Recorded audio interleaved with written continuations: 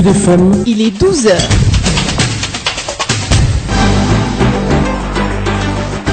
À l'écoute de Sud FM Sen Radio, 12h dans le studio, même heure si vous êtes à Missira, c'est à Tambacounda.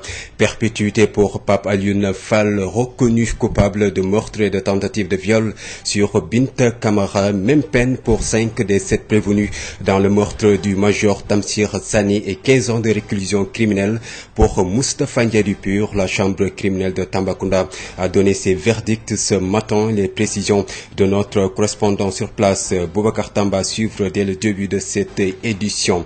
L'actualité, c'est aussi la pandémie de Covid-19. En chiffres, le cap des 120 morts franchis, 5 nouveaux décès annoncés ce jeudi, plus de 7000 cas diagnostiqués positifs au nouveau coronavirus. Le point du jour dans ce journal également avec le directeur de la prévention, Dr Mamoudou Ndiaye. Mais il faut retenir que la situation est préoccupante, alerte en tout cas le directeur du centre des opérations d'urgence, Dr Abdoulaye Bousso, parle de progression de plus de 38% du virus, plus de 2700 cas enregistrés dans le courant du mois de juin, 74 morts dans la même période avec 58 districts touchés.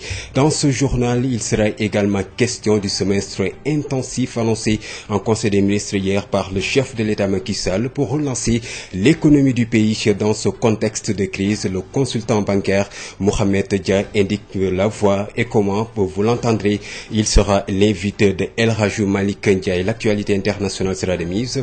La revue de presse de Adjandé Mahim Ndiaye va compléter cette édition d'information mise en onde aujourd'hui par Sanwald. Les détails c'est après ceci.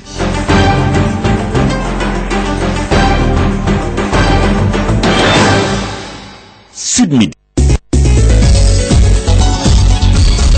Babacar Samb qui vous dit bonjour, bienvenue et merci d'écouter Sud FM Sen Radio pour vous informer. Retenez que les chambres criminelles de Tambacounda, les principaux accusés fixés sur leur sort, perpétuité pour Pape Alioune Fall, reconnu coupable de tentative de viol et de meurtre sur Binta Camara, la même peine pour 5 des 7 prévenus dans le meurtre du major Tamsir Sané et 15 ans de réclusion criminelle pour Moustapha Ndiaye du Pur, reconnu quand même coupable pour le meurtre du jeune Ibrahim Diop.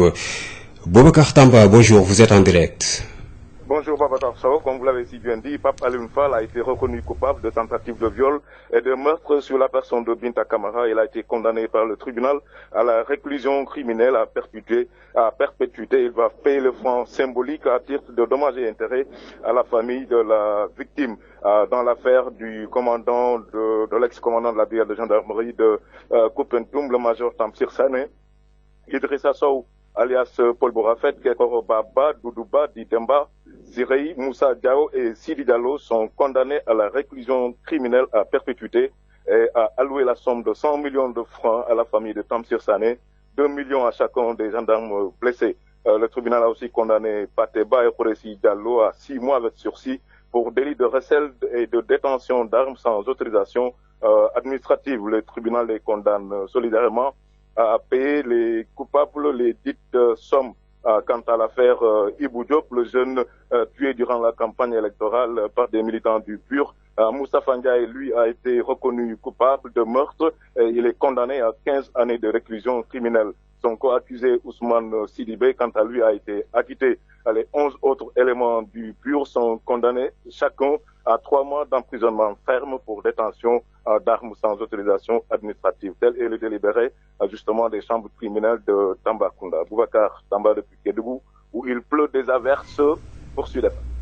Merci à vous, Boubacar Tamba. Retenez donc que les chambres criminelles de Tambacounda ont donné leur verdict. Les principaux accusés fixés sur le sort, perpétuité pour Pape Alioune Fall, reconnu coupable de tentative de viol et de meurtre sur Binta Camara, la même peine pour 5 des 7 prévenus dans le meurtre du major Tamsir Sané et 15 ans de réclusion criminelle pour Moustapha Ndiaye du Pur, reconnu coupable pour le meurtre du jeune Ibrahim Diop. 12h07 à Missira, c'est à Tambacounda, même heure si vous êtes au ministère de la Santé et de l'Action sociale. Sud FM. Et nous allons parler de l'épidémie de Covid-19. Le Sénégal a franchi le cap des 120 morts après avoir enregistré 5 décès supplémentaires au cours des dernières 24 heures. Le pays déplore au total 121 décès selon les données du ministère de la Santé et de l'Action sociale. 7054 cas sont diagnostiqués positifs au nouveau coronavirus. 129 nouvelles contaminations révélées ce jeudi, dont 33 issues de la transmission communautaire identifiée entre Dakar, Diourbel, Ziguinchor, Touba et Thiès. 36 cas graves sont actuellement pris en charge. Le point du jour avec Dr Mamadou Ndiaye, directeur de la prévention, que nous écoutons. Sur 1160 tests réalisés, 129 sont revenus positifs avec un taux de positivité de 11,1%. Les cas positifs sont répartis comme suit.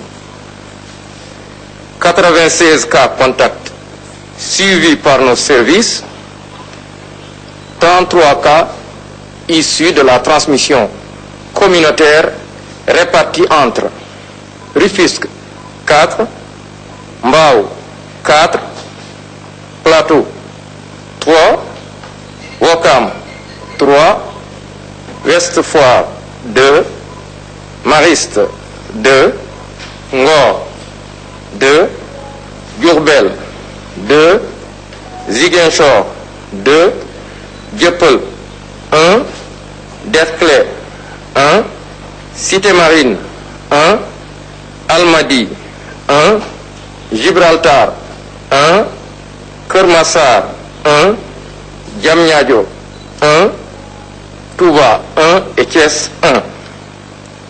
54 patients ont été contrôlés négatifs et déclarés guéris. 36 cas graves sont pris en charge dans nos services de réanimation. 5 nouveaux décès liés à la Covid-19 ont été enregistrés dans nos structures ce mercredi 1er juillet 2020. L'état de santé des autres patients hospitalisés est stable. À ce jour, 7054 cas ont été déclarés positifs, dont 4599 guéris, 121 décédés et donc 2333 sous traitement. Le ministère de la Santé et de l'Action sociale présente ses condoléances les plus attristées aux familles des disparus et souhaite un prompt rétablissement à ceux qui sont dans nos services.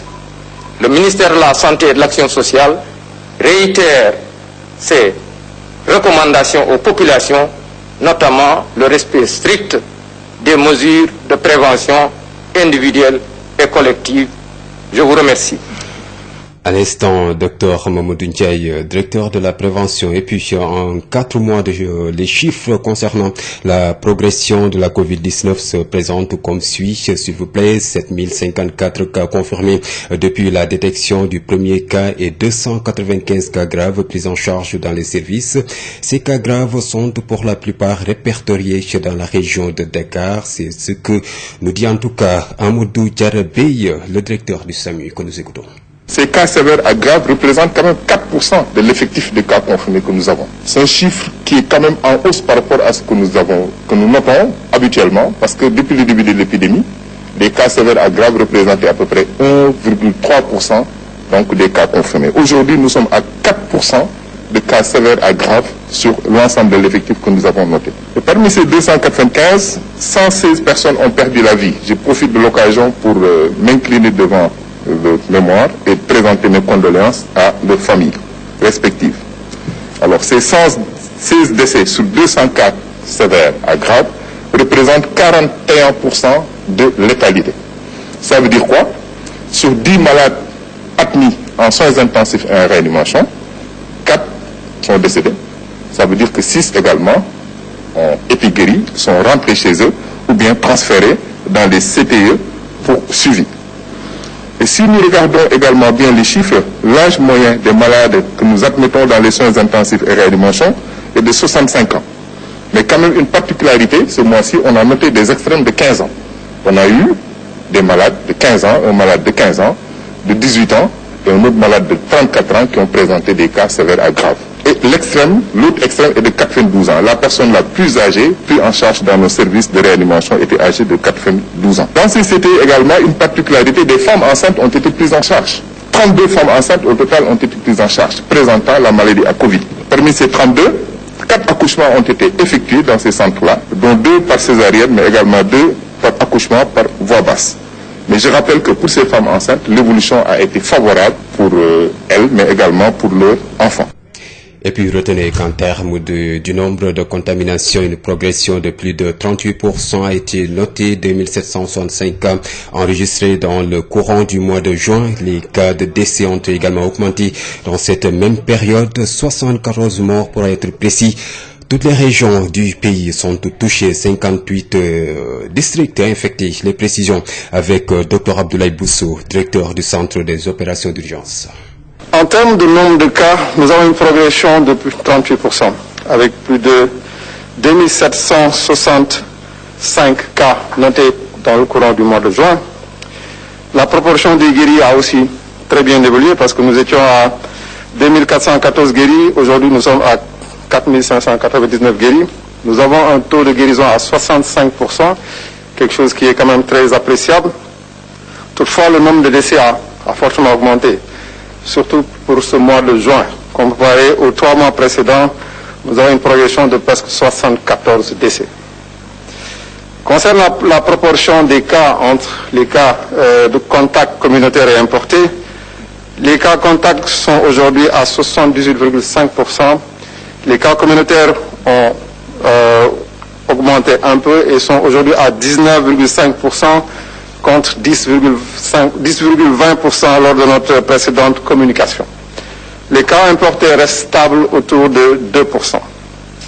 Par rapport à la répartition géographique, je pense que nous le savons, toutes les régions du Sénégal sont touchées et aujourd'hui nous avons 58 de nos 79 districts qui sont touchés, donc une proportion de 73% des districts sanitaires qui sont touchés.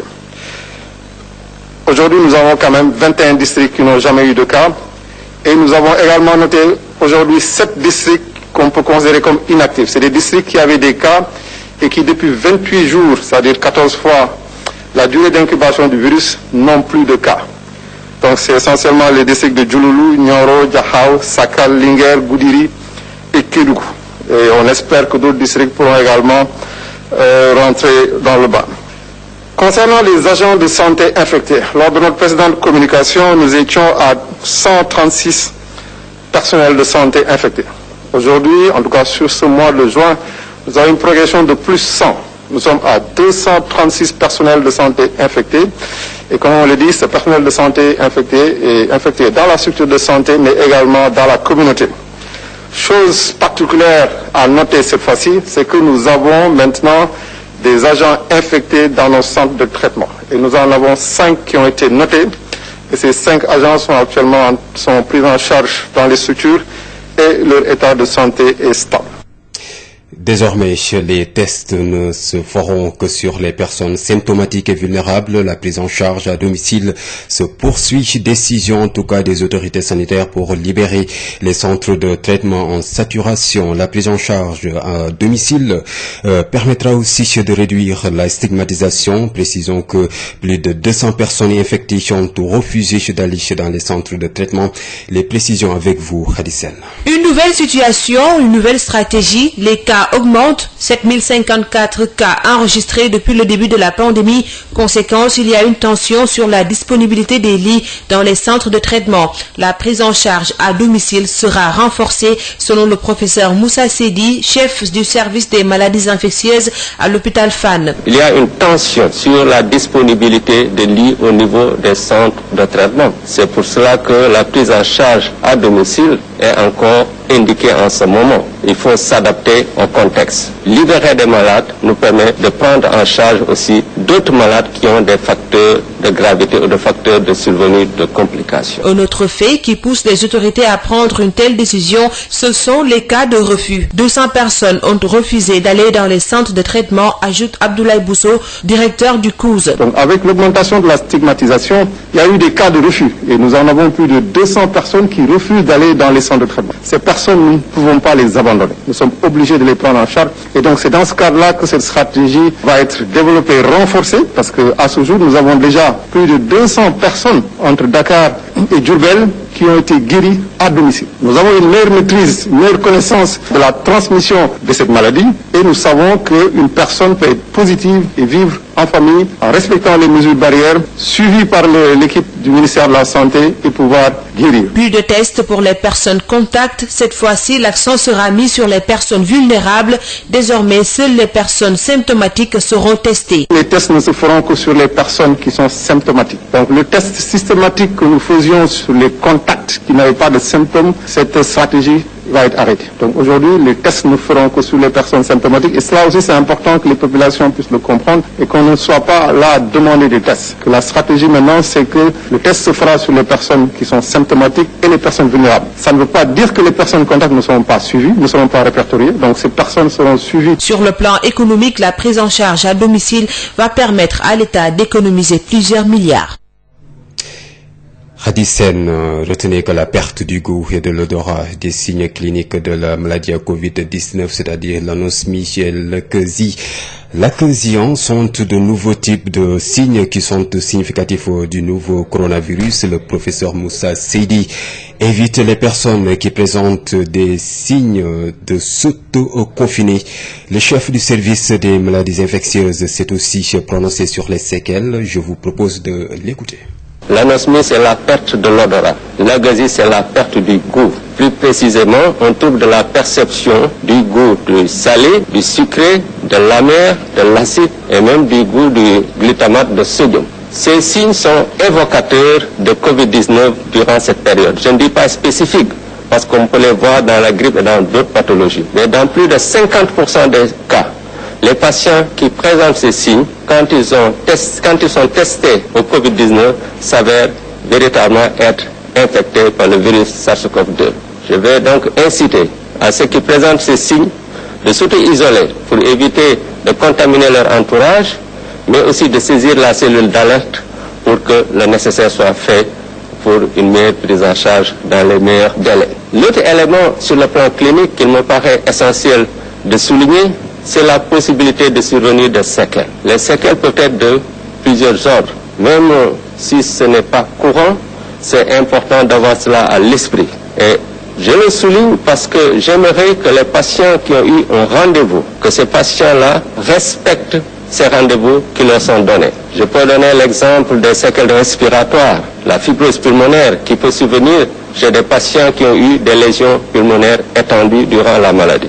Un rendez-vous leur est donné en général 3 mois après la sortie pour faire le bilan de la situation. Et ceux qui n'ont pas eu de rendez-vous doivent également consulter s'ils sentent un signe qui leur paraît anormal, même plusieurs mois après la guérison. L'actualité, c'est aussi ce semestre intensif annoncé par le chef de l'État en Conseil des ministres pour relancer l'économie dans ce contexte de Covid-19. Le consultant bancaire indique la voie. Souvent, c'est de grandes dépenses qui sont faites pour relancer l'économie. L'État doit aider certains secteurs touchés en allant chercher l'argent et le réinvestir. C'est en tout cas l'avis de Mohamed Dia, consultant bancaire. Il est avec El Hadji Malick Ndiaye. Dans ce genre de contexte, en cas de récession, la solution la plus viable, en général, sont les dépenses publiques, les dépenses dans les infrastructures, les infrastructures sanitaires, par exemple. Là, c'est le bon moment pour construire des hôpitaux, des centres de santé et des routes. Souvent, c'est ce genre de dépenses qu'on utilise pour relancer l'économie. Maintenant, tout l'argent que l'État a à sa disposition, l'État va aider certains secteurs qui étaient très affectés, mais une fois cet argent de côté, on n'aura plus de ressources. Maintenant, c'est à l'État d'aller emprunter de l'argent et c'est pourquoi le président a insisté sur l'annulation de la dette, parce que tant qu'il n'y a pas de manœuvre pour s'endetter, c'est quasi impossible de relancer l'économie. Donc, ce qu'il faut faire, c'est essayer de trouver de l'argent, des bailleurs de fonds, des partenaires multilatéraux, Banque mondiale, FMI, et essayer de réinvestir cet argent. C'est ça qui crée des emplois, les petites et moyennes entreprises. Donc, quand l'État dit, par exemple, je vais construire des hôpitaux, donc il faut des marchés, il faut des sous-traitants, il faut des journaliers, il faut des employés, des maçons et tout ça. Donc, ça crée des emplois. C'est comme ça qu'on relance une économie, mais ça prend du temps. C'est pas, ne pas prendre des vacances ou bien un semestre intensif qui va régler le problème, mais ce sont des années dont on aura besoin pour assainir l'économie dans le sens général. Donc, c'est comme ça qu'on développe un pays qui est en récession. C'est comme ça qu'on élève un pays qui est en récession, en quelque sorte. À l'instant, Mohamed Dia, consultant bancaire, il sera l'invité de la rédaction. Reprise des vols internationaux, le Sénégal va appliquer le principe de réciprocité aux pays européens qui ont décidé de refuser le visa aux populations des pays africains qui enregistrent un grand nombre de cas confirmés de Covid-19. Cela fait suite à la décision de l'Union européenne de bannir le Sénégal de la liste des pays autorisés à voyager dans son espace, selon le DG de l'Agence sénégalaise de promotion touristique. Chaque État est libre d'appliquer la réciprocité et c'est ce que le Sénégal va faire. Pape Maoudiouf, joint par Mame Diarra Da Silva. Il faut se rendre compte que nous sommes dans une situation post-Covid où les pays vont s'ouvrir progressivement les uns après les autres. Le Sénégal à partir du 15 juillet, et puis évidemment les États et les organisations internationales sont libres d'édicter des règles à leur guise, mais évidemment chaque État aussi est libre et naturellement appelé à appliquer la réciprocité en termes de mesures de barrières au niveau des frontières. Donc ça me paraît tout à fait normal. Mais je crois qu'il faut voir tout ça comme un contexte évolutif lié à une situation inédite de crise sanitaire inédite. Et donc, il faut, de ce point de vue-là, être patient et voir comment ça évolue. Mais en tout état de cause, pour la circulation des touristes, il est important que les frontières soient ouvertes, mais évidemment en respectant les protocoles sanitaires. En tout cas, le Sénégal, comme on l'a déjà dit, appliquera la réciprocité à tous les États partenaires qui considéreraient que voilà, le Sénégal ne peut pas du point de vue de la fluidité des frontières avoir accès à leur territoire dans certaines conditions. Les conséquences, je ne saurais vous le dire de façon directe, mais les conséquences immédiates, c'est qu'il y a plus de trafic entre les États qui s'auto-interdisent en tout cas réciproquement l'accès au territoire de l'un et de l'autre. Donc ça, c'est une conséquence immédiate. Donc forcément, voilà, il n'y a pas de circulation telle que on le connaissait dans un état normal. C'est un peu ça. Pape Maoudiouf, directeur de l'ASPT, l'Agence sénégalaise de promotion touristique. Les acteurs du tourisme disent être en phase avec l'État du Sénégal qui a décidé d'appliquer le principe de réciprocité, même s'ils reconnaissent que notre économie en sera affectée. Le secrétaire permanent du syndicat national de l'industrie hôtelière au Sénégal dénonce l'attitude des pays européens et appelle à des concertations. Moustapha Kanil se nomme. Il est le secrétaire permanent du syndicat patronal de l'industrie hôtelière au Sénégal. Il est joint par Mame Diarra Da Silva. C'est une surprise pour nous d'abord, d'autant plus que le Sénégal, depuis le début de la pandémie, s'est toujours bien comporté dans le cadre de la gestion de cette crise sanitaire, avec également un taux de guérison parmi les plus élevés au monde. C'est surprenant de voir également des pays où le taux est très élevé comme le Maroc, la Tunisie, tout ça autorisé, et pas le Sénégal. Eh bien, nous ne connaissons pas les motifs de cette exclusion, mais je dois dire également la décision du Sénégal, n'est-ce pas, nous la soutenons. C'est une décision de souveraineté et qui appelle plusieurs lectures de notre part. D'abord, il y a des accords commerciaux, donc il y a eu également une fermeture de toutes les frontières. Mais je pense qu'il y a une analyse à faire objective. Je ne vois pas pourquoi aujourd'hui on met le Maroc, l'Afrique du Nord, le Maroc et la Tunisie par le Sénégal. C'est vrai que c'est difficile pour nos secteurs, n'est-ce pas, mais des questions de souveraineté, je crois que ça ne se discute pas. Donc c'est pourquoi le secteur privé quand même soutient, n'est-ce pas, fermement, n'est-ce pas, la région du Sénégal. Quelles sont les conséquences qui peuvent découler de cette décision? Écoutez, les conséquences de part et d'autre, je pense qu'aujourd'hui aujourd'hui, c'est vrai que nous sommes un petit pays, mais quand même, c'est important également de prendre en compte les intérêts de notre pays, n'est-ce pas? C'est des questions également, comme je dis, de souveraineté, n'est-ce pas, d'autorité, qui ne doivent pas également être remis en cause par qui que ce soit ou même par quoi que ce soit. Mais même si c'est des pays puissants, mais également, nous avons également notre crédibilité au niveau international. On ne peut pas nous refuser l'entrée et nous également qu'on puisse autoriser les autres, n'est-ce pas, de venir se promener chez nous comme bon leur semble. C'est vrai que c'est difficile du point de vue économique, mais je pense qu'il faut, en toute responsabilité, n'est-ce pas, se concerter et voir également comment travailler à la reprise. D'autant plus que nous savons tous, même si aujourd'hui nous sommes en basse saison, nous savons également que la France constitue également le premier marché émetteur, mais en basse saison également, nous savons également que les chiffres, n'est-ce pas, vont chuter de plus de 80%. Avec cette pandémie, la reprise au niveau, n'est-ce pas, des voyages de groupe ne sont pas attendus avant 2021. C'est vrai que ça va être difficile, mais je pense quand même que c'est une question de souveraineté. 12h28 au tribunal de grande instance de Dakar, mouvement d'humeur des travailleurs de la justice. Le SYTJUST a décrété encore 48 heures de grève renouvelable ce jeudi 2 juillet et demain vendredi. Le syndicat exige toujours le respect et la mise en œuvre du protocole d'accord du 17 octobre 2018. Le SYTJUST compte investir les rues le 14 juillet prochain pour mettre la pression sur l'État. Une demande a été déposée hier à la préfecture de Dakar. Plus de précisions avec Ayeboun Malik Diop. Il est avec Adjandé Mahim Diaye. Après 13 jours de grève, nous sommes plus que jamais décidés de continuer le combat parce que nous avons le droit et la vérité de notre côté. Nous ne demandons que l'application des dispositions transitoires de 2 décrets qui ouvrent des formations préalables au reclassement bénéfique aux travailleurs de la justice vis-à-vis de leur carrière. Nous demandons aussi la publication de 3 décrets au journal officiel et la mise en œuvre d'un protocole d'accord dûment signé par le gouvernement du Sénégal et le SYTJUST. Tout ça, c'est pas difficile, c'est pas de l'océan à boire. Seulement, le problème est qu'il y a des gens tapis à l'ombre au ministère de la Justice qui bloquent tout. Le ministère de la Justice est devenu une sorte de nébuleuse, un véritable trou noir où il est aisé pour certaines personnes d'entraver l'exécution des décrets du président de la République. Malheureusement, ces gens ont pu enrôler le ministre de la Justice à leur jeu au point que celui-ci s'est assigné pour mission de remettre en cause tous les acquis des travailleurs de la justice. Quoi qu'il en soit, nous sommes plus que jamais déterminés à faire face aussi longtemps que durera cette impertinence et cette injustice. C'est la raison pour laquelle nous avons décidé d'entamer une grève de 48 heures à partir de ce jeudi 2 juillet 2020 et nous avons prévu aussi de faire une marche pacifique le 14 juillet à Dakar sur le boulevard Général de Gaulle.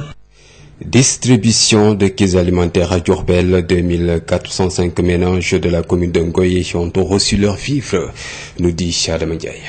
La commune de Ngoye a procédé à la remise de kits alimentaires aux 2405 ménages impactés par la Covid-19 et inscrits dans le registre national unique.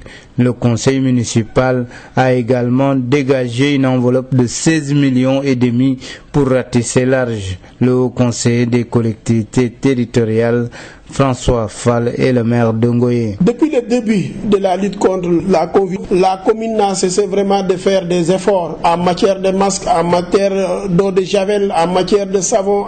Nous avons voté une somme de 16,5 millions pour aider encore ceux qui n'ont pas été touchés par les RNU. Ngoye est une grande commune, plus de 30 000 habitants, et quand on a choisi 2405 ménages, vous voyez, ça reste un gros écart qui n'a pas été touché. La ville de Diourbel, distante de Ngoye de 7 km, enregistre des cas de la Covid-19. C'est pourquoi le maire de Ngoye invite les populations à respecter les mesures barrières. Et il y a les voyageurs qui viennent de Ngoye, de Diourbel du jour au lendemain.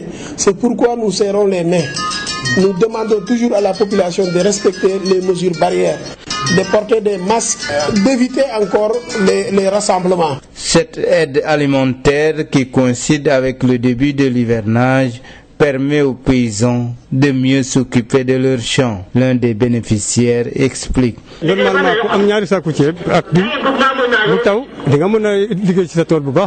Pour rappel, seule la ville de Diourbel n'avait pas commencé la distribution des kits alimentaires. Les opérations débutent ce mercredi. Diourbel, Sud FM, Adama Ndiaye.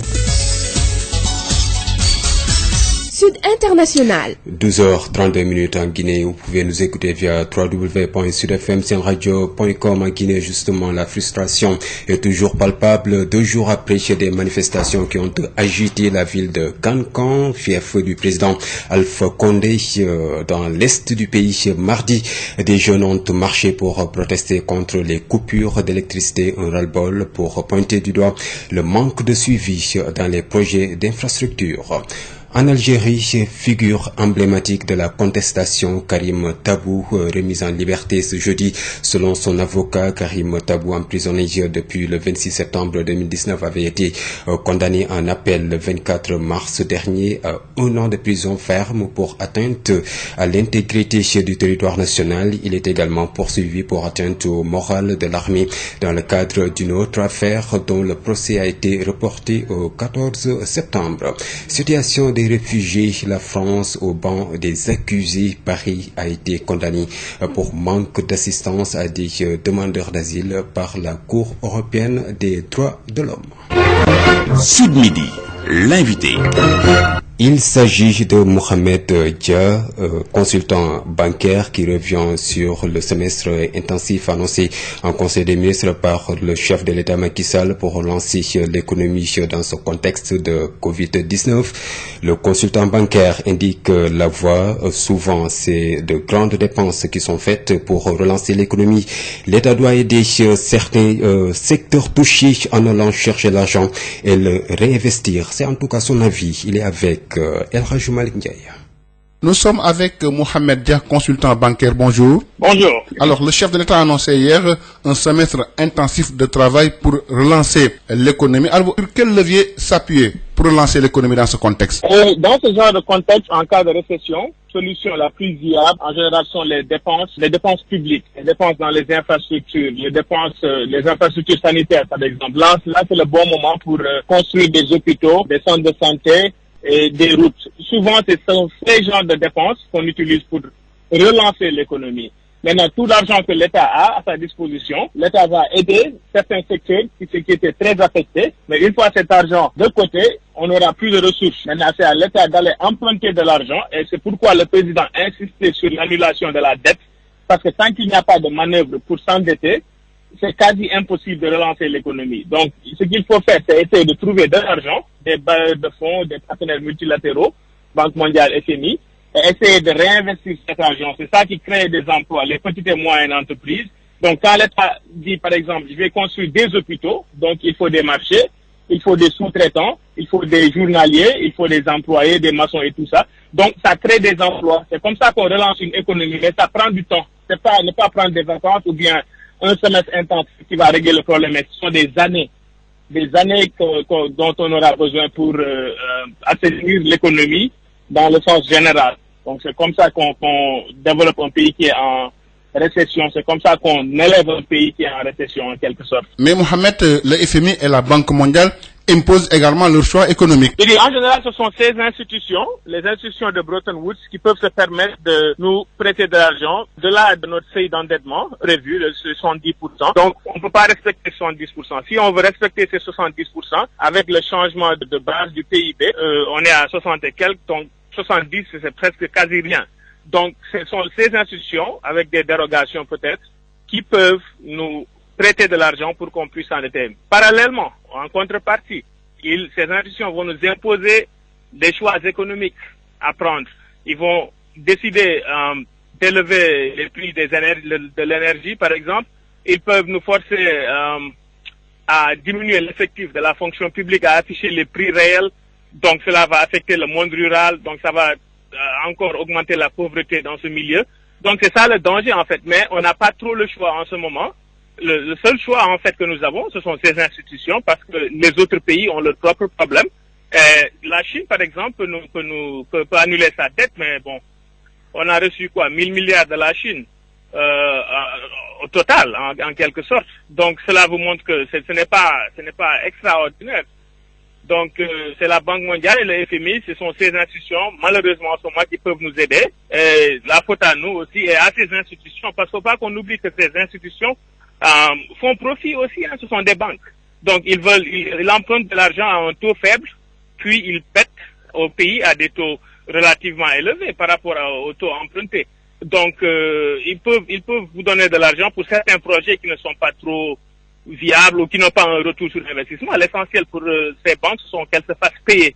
Et nous allons payer parce qu'on ne va pas faire défaut de paiement. Parce que si tu fais défaut de paiement sur le service de ta dette. Quels sont les résultats attendus en termes de prévisibilité dans le court, moyen et long terme? Bon, dans le court terme, il faut prévoir, la récession en 2020, c'est déjà là. Donc, on peut sortir de la récession, certes, à partir de 2021, oui. Parce qu'il y a eu des investissements quand même qui ont été faits. Maintenant, ces investissements, en ce moment, si le privé national est prêt en 2021, mais bon, on sait tous que le privé national n'est pas prêt. Mais l'État doit venir accompagner ce privé national pour que ce privé national puisse créer des emplois. Et il faut encore une fois, la seule manière, moyen terme et long terme, ce sont les petites et moyennes entreprises. Il faut commencer à forcer les banques à utiliser un pourcentage de leur budget pour les petites et moyennes entreprises. Parce que tant que les petites et moyennes entreprises ne se développent pas, il faut oublier l'emploi, il faut oublier le développement, la pauvreté et tout cela.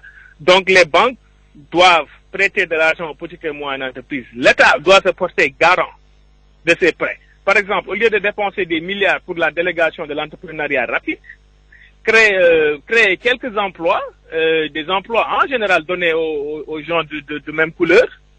Il fallait utiliser ces fonds pour garantir les prêts des banques vers les petites et moyennes entreprises. Comme ça, si je suis un banquier, je suis une banque, je peux prêter à une personne si l'État se porte garant, que si cette personne fait défaut de paiement, l'État va me rembourser à hauteur de 75%, les assurances vont me rembourser à hauteur de 10% ou 5%. On peut jouer avec les pourcentages de telle sorte que les banques ne sortent pas perdantes de ces prêts. Donc c'est ça qu'il faut faire. Il faut s'orienter vers les petites et moyennes entreprises, pas les toutes petites entreprises. Il faut les structurer aussi quand même. Il faut qu'ils aient un business plan et tout ça, savoir où elles veulent aller et les accompagner. Mais il faut un financement pour les accompagner. Donc, cette DER peut être converti, par exemple, en fonds de garantie des petites et moyennes entreprises, gérées par les mêmes personnes de tout cela, mais juste changer de vision pour que ces petites et moyennes entreprises puissent créer des emplois, parce que l'État ne sera pas en mesure de créer des emplois. Et au long terme, ce qu'il faut faire, c'est réinvestir dans les infrastructures, parce qu'on n'a pas assez investi dans les infrastructures durant la première phase du PSE, encore une fois. On avait mobilisé beaucoup de ressources, mais ces ressources ont été très mal allouées. Ces ressources n'ont pas été allouées dans des investissements qui ont un bon retour. Et s'il n'y a pas de retour, donc c'est de l'argent perdu et c'est un prêt qu'il faut repayer et il y a les eurobonds qui nous attendent. Il faut repayer tout cela. Donc, par exemple, vous prenez 1000 milliards pour le TER. Le TER n'a pas commencé à fonctionner. Donc, on peut même pas utiliser cet argent pour l'allouer quelque part d'autre. Il a tout bas. Idem, 460 milliards, tout taxe inclus. Donc, presque, il n'y a pas de retour. Les voitures qui l'utilisent pas du tout. Presque pas. Donc, vous voyez, sont ces genres d'investissements, l'arène nationale, le centre international, Abdou Diouf, tout ça, tous ces investissements-là, c'était pas là-bas. Il fallait investir sur les infrastructures. Par exemple, l'eau, l'électricité en milieu rural. Il ne fallait pas subventionner le prix de l'énergie durant le premier mandat. Pourquoi? Le baril a été très bas. Donc, il fallait afficher les prix réels pour pouvoir développer le monde rural, les électricités, les routes, les pistes. Et qu'on ne parle pas juste de Promoville ou bien de Puma ou quelque chose d'autre, parce qu'on pouvait faire plus. C'est pourquoi, en ce moment, le Sénégal n'est pas prêt pour accueillir des investissements étrangers et des investissements nationaux. Parce que qui va mettre ces milliards quelque part où il y a des coupures de courant, ce qui a recommencé en ce moment, il n'y a pas assez de routes, il n'y a pas de pistes, il y a la corruption. Donc, on ne s'est pas attaqué aux véritables mots durant la première phase. Donc, ce deuxième mandat doit être le mandat de la première phase du PSE. Il faut ramener ça, il faut réinvestir dans les infrastructures et faire de telle sorte que les infrastructures soient en place, parce que ça peut stimuler la croissance. Dès qu'on investit dans ces infrastructures, de qualité bien sûr, comme les hôpitaux, les centres de santé, les écoles, faire de telle sorte que durant ce second mandat, qu'il n'y ait plus d'abri provisoire. Une fois on fait ce genre de trucs, là, la croissance va automatiquement se relever. Parce que c'est comme ça qu'on stimule une économie. Donc une fois la croissance relevée, les infrastructures prêtes, donc à partir de 2024, quiconque sera président, ce sera plus facile pour le privé national et les investissements directs étrangers pour venir en place pour pouvoir développer le Sénégal. Mohamed Dia, je vous remercie. Merci. Je rappelle que vous êtes consultant bancaire. La revue de la presse sur Sud FM. Sud Quotidien, Walf Quotidien, Le Soleil, Le Populaire, L'Obs. La revue de la presse sur Sud FM. Écoutez la différence. CSIP ñëpp ràññee ko ci compagnie sénégalaise industrielle de PVC est une société spécialisée dans la production et la commercialisation de tuyaux en PVC et en PHD ñëpp ko ràññee ci réew mi ndax liggéey bu mucc ayib sous région bi fu nekk la ñuy fàqee di ñëw fii nga xam ne mooy Sénégal rafetlu seen liggéey lool naw leen lool ñu leen di proposer gamme boo xam ne dafa jëm ci diamètre 20 ba diamètre 400 millimètres lépp jëm ci ay évacuation assainissement pression ak adduction d'eau potable. Nous avons aussi des tubes télécom et des tubes orange. L'on nam ci tube orange ou le tube télécom, c'est que ñun. Nous disposons aussi d'un parc industriel relativement jeune. Amit laboratoire bo xamni bok na ci nga xamni mo mujjé genn ci aduna bi, amit capacité de production bu doy. Lo ci soxla rek ñu defal lako. Ba nopi it dañ lay jappalé ci rapport qualité prix, topato la, xol say bëgg-bëgg, gungé la, jappalé la. Am nañu équipe bu dynamique bo xamni lolu rek moko taxa juk. Dañuy fexé client bi bëgg lool, di contane lool. Luñu la jox nga né gongo. Compagnie sénégalaise industrielle de PVC ña nga ca domaine industriel de Diamniadio le numéro 66 appelez-nous au 33 950 54 54 ou au lenti 33 950 54 54 70 569 03 69 70 638 00 71 mail csip@csip.sn. Visitez notre site web www.csip.sn. Établissement Mbaye et Frères nekk spécialiste ci lépp lu jëm ci tabax kër ngir mu mucc ayib te taaru lu ci mel ni aluminium pour bâtiment, fenêtre, porte ak protection, inox, étanchéité ak fibrociment pour toiture.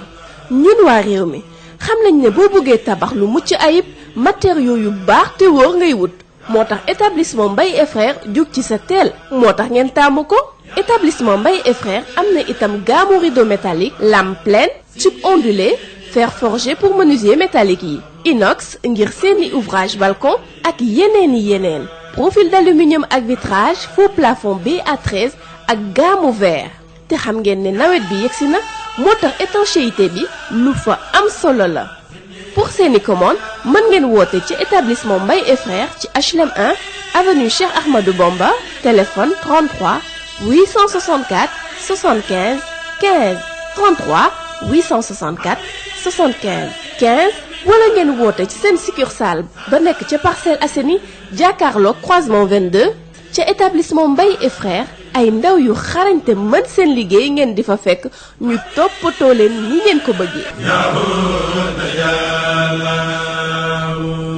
CSIP et les établissements Mbaye et Frères vous offrent la revue de presse. Mesdames et messieurs, bonjour. Les commerçants et autres tabliers installés aux alentours du marché central de Sandaga n'ont que 24 heures pour quitter les lieux, mais l'on nous signale dans le journal Sud Quotidien que l'on s'achemine vers une défiance de l'arrêté préfectoral. Et pour cause, les commerçants visés par l'arrêté préfectoral récusent une décision prise sans concertation ni recensement attestant que les impactés auront droit à leur cantine après réhabilitation du marché Sandaga. Pour les commerçants de ce marché, poumon de l'économie informelle en plein cœur de la capitale sénégalaise, la mesure préfectorale d'Alioune Badara Samb tiendra difficilement lieu parce que c'est une pilule difficile à avaler. Nos confrères de Sud Quotidien se sont entretenus avec le président de l'organisation du mouvement And Tahawu Sandaga et Moustapha Diouf dira que cette mesure les laisse indifférents parce qu'ils l'ont su au même titre que tous les Sénégalais, c'est-à-dire à travers la presse. En plus, ils trouvent inopportune la mesure de les déguerpir en ces temps de Covid-19 et surtout à quelques semaines de la fête de Tabaski. Ces occupants se disent déterminés à ne bouger d'un iota. Dans le journal Les Échos, la décision de l'Union européenne de n'ouvrir son espace qu'à 15 pays du monde, dont seulement 4 pays africains, a fait réagir beaucoup de pays du continent. Ici au Sénégal, nos confrères nous indiquent que l'État a décidé d'appliquer la loi du talion et dans un communiqué publié hier, le ministre du Tourisme et des Transports aériens note que suite à la décision de l'Union européenne de bannir le Sénégal Sénégal de la liste des pays autorisés à voyager dans son espace. Il a été décidé que le principe de la réciprocité sera applicable à tous les États ayant pris des mesures à l'encontre du Sénégal. Et l'on nous signale toujours dans le journal Les Échos que le Gabon a aussi décidé par réciprocité de fermer son territoire aux 27 pays membres de l'Union européenne, allant même jusqu'à interdire à toutes ses représentations diplomatiques de délivrer des visas aux citoyens de l'Union européenne. C'est donc la réponse du berger à la bergère. L'autopont Saint-Lazare fonctionnel à partir d'aujourd'hui. Nos confrères de Direct News nous font savoir que l'infrastructure sera inaugurée aujourd'hui après seulement 18 mois de travaux. Et la mise en service des autoponts est l'exemple vivant d'une réalisation grandiose destinée à faire bouger les choses. C'est ce que nous dit Daoul Chow, le biétiste de Direct News. Car le ministre Oumar Youm a respecté ses engagements. Car chez Youm, les rendez-vous sont sacrés et seul compte la date fixée. Et en parlant de rendez-vous, il faut signaler avec nos confrères du journal Sud Quotidien qu'il y en a beaucoup qui ont été ratés sous la deuxième alternance. En effet, selon nos confrères, les travers de la riposte étatique contre la pandémie de Covid-19 au Sénégal ayant débouché avant-hier sur le déconfinement total, alors que le nouveau coronavirus tend de plus en plus ses tentacules avec son lot ascendant de contamination et de mort, ne sont que les toutes dernières manifestations d'une gestion de l'État encore en mal déficience. 8 années après la deuxième alternance, le Sénégal est ainsi toujours en quête d'un modèle de démocratie efficace fondé sur une gouvernance politique gagnante pour les populations. Et aujourd'hui donc, nos confrères nous font un focus sur les rendez-vous manqués de la deuxième alternance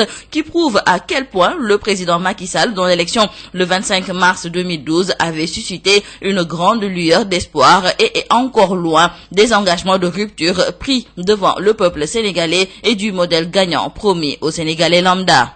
Pas de vacances gouvernementales cette année. Le chef de l'État Macky Sall et ses ministres devront continuer le travail à cause du contexte global de sortie de l'état d'urgence. Nos confrères du journal 24 heures nous expliquent que c'est hier, lors de la réunion du Conseil des ministres, que le chef de l'État l'a annoncé à ses ministres et il leur a demandé de prendre toutes les dispositions idoines pour le fonctionnement adéquat des services de l'État et un retour rapide à la vie économique et sociale normale dans la sécurité sanitaire. Avec nos confrères du quotidien Le Soleil, nous allons à la découverte de l'ANAT, l'Agence nationale de l'aménagement et du territoire. Cette agence vient de boucler le rapport final du nouveau plan national d'aménagement et de développement territorial validé par le président de la République. Ce volumineux document de près de 300 pages fixe les grandes orientations en matière d'organisation spatiale en tenant compte d'une part des potentialités et des contraintes de nos territoires et d'autre part des orientations retenues dans le plan Sénégal émergent.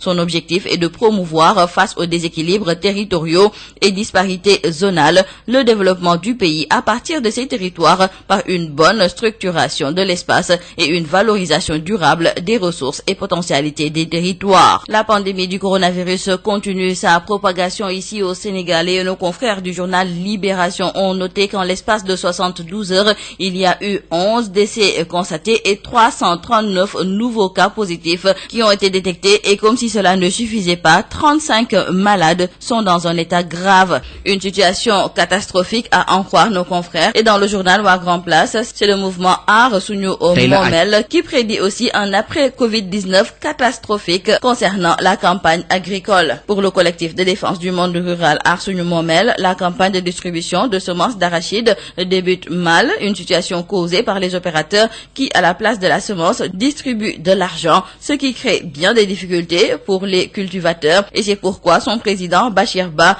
interpelle directement le chef de l'État Macky Sall sur la destination des 20 milliards annoncés lors de sa dernière adresse à la nation dans le cadre de la lutte contre la Covid-19, non sans crier au détournement d'objectifs de semences et de deniers. Et nous terminons par cette triste nouvelle du rappel à Dieu de Ousmane Sow Huchar pour nos confrères du journal L'Info. Ousmane Sow Huchar était une figure figure incontournable du monde culturel. Ousmane Sow Huchard est décédé ce mercredi des suites d'une maladie. La culture perd un de ses grands promoteurs, nous disent nos confrères du journal L'Info. Le groupe Sud Communication, par ma voix, présente ses sincères condoléances à sa famille. C'est tout à vos journaux et très bonne lecture. CSIP, ñëpp ràññee ko ci compagnie sénégalaise industrielle de PVC, est une société spécialisée dans la production et la commercialisation de tuyaux en PVC et en PHD. ñëpp ko ràññee ci réew mi ndax liggéey bu mucc ayib. sous région bi fu nekk la ñuy fàqee di ñëw fii nga xam ne mooy Sénégal rafetlu seen liggéey lool naw leen lool. ñu leen di proposer gamme boo xam ne dafa jëm ci diamètre 20 ba diamètre 400 millimètres lépp jëm ci ay évacuation, assainissement, pression ak adduction d'eau potable. Nous avons aussi des tubes télécom et des tubes orange. Loo namm ci tube orange wala tube télécom fekk ko ci ñun. Nous disposons aussi d'un parc industriel relativement jeune. Amit laboratoire boo xam ni bokk na ci yi nga xam ne moo mujjee génn ci àdduna bi. Amit capacité de production bu doy. loo ci soxla rek ñu defal la ko. ba noppi it dañ lay jàppale ci rapport qualité prix toppatoo la xool say bëgg-bëgg gunge la jàppale la am nañu équipe bu dynamique boo xam ne loolu rek moo ko tax a jug dañuy fexe client bii bëgg lool di kontaan lool lu ñu la jox nga ne gongo. Compagnie sénégalaise industrielle de PVC ña nga ca domaine industriel de Diamniadio le numéro 66. Appelez-nous au 33 950 54 54 woo leen ci 33 950 54 54 70 569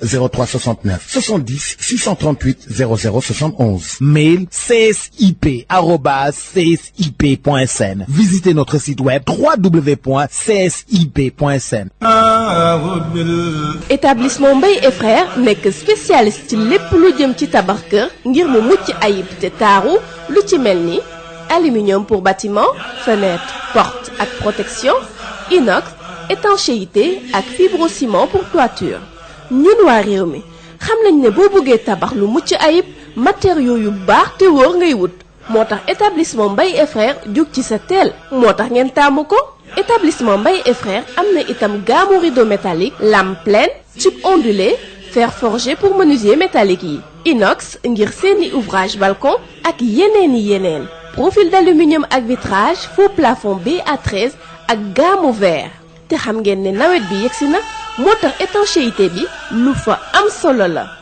Pour seeni commande mën ngeen woote ci établissement Mbaye et Frères ci HLM 1 avenue Cheikh Ahmadou Bamba, téléphone 33 864 75 15 33 864 75 15 wala ngeen woote ci seen succursale ba nekk ca Parcelles Assainies jàkkaarloog croisement 22 ca établissement Mbaye et Frères ay ndaw yu xarañte mën seen liggéey ngeen di fa fekk ñu toppatoo leen ni ngeen ko bëggee. CSIP et les établissements Mbaye et Frères vous ont offert la revue de presse. Babacar Samb. C'est la fin de ce journal. Tout de suite le rappel des grandes lignes. Perpétuité pour Pape Alioune Fall, reconnu coupable de meurtre et de tentative de viol sur Binta Camara, même peine pour 5 des 7 prévenus dans le meurtre du major Tamsir Sani et 15 ans de réclusion criminelle pour Moustapha Ndiaye du Pur. La chambre criminelle de Tambacounda a donné ses verdicts ce matin. L'actualité, c'était aussi la pandémie de Covid-19 en chiffres. Le cap des 120 morts franchis, 5 nouveaux décès annoncés ce jeudi, plus de 7000 cas diagnostiqués positifs au nouveau coronavirus. Le point du jour, c'était avec le directeur de la prévention, Dr Mamadou Ndiaye, mais il faut retenir que la situation est préoccupante, alerte en tout cas. Le directeur du centre des opérations d'urgence, Dr Abdoulaye Bousso, parle de progression de plus de 38% du virus, plus de 2700 cas enregistrés dans le courant du mois de juin, 74 morts dans la même période avec 58 districts touchés. Dans ce journal, il était également question du semestre intensif annoncé en Conseil des ministres par le chef de l'État hier pour relancer l'économie. Dans ce contexte de crise, le consultant bancaire Mohamed Dia indique la voix, vous l'avez entendu, il était l'invité de El Hadj Malick Ndiaye. L'actualité internationale est mise. La revue de presse de Adjane Mahim Ndiaye a complété cette édition d'information mise en onde aujourd'hui par Hassan Wade. Merci de l'avoir écouté. À partir de 13h, vous aurez El Hadj Maodo Faye pour le journal Wolof. D'ici là, portez-vous bien.